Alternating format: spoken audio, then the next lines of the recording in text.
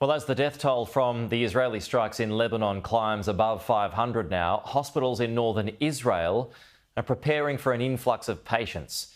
Alistair Bunkle is in Haifa today with this report.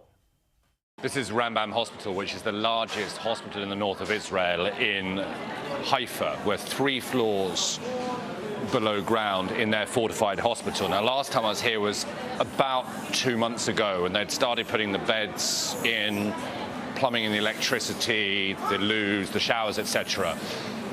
Now it is a fully functioning hospital to all intents and purposes. They have moved the patients from above ground to below ground because of the escalating situation with Hezbollah.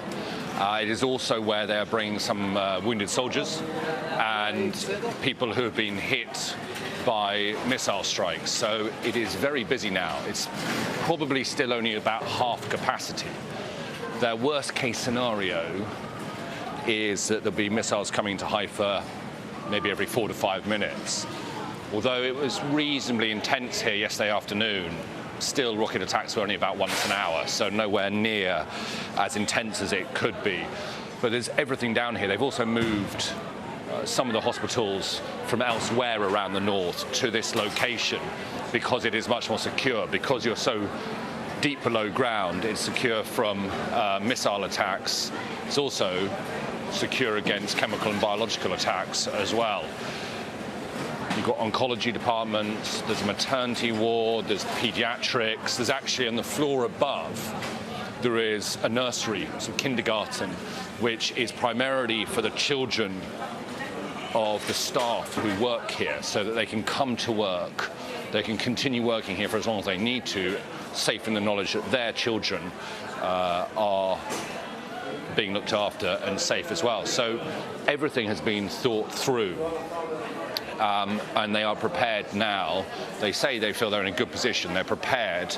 I mean, just look down here. Look how busy it is. I'm not sure exactly what this ward is for. Sorry, I'm not sure exactly what this ward is for. But all the way down here, and then all the way up there, there are patients in beds.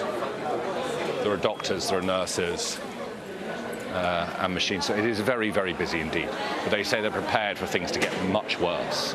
The operating theatre we were looking at earlier, pretty quiet at the moment. That would, of course, become a very busy place. The trauma ward as well will become very busy as well.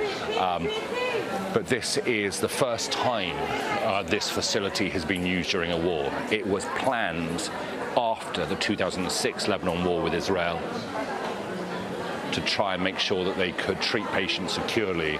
This is the first time that they have had to put it into action.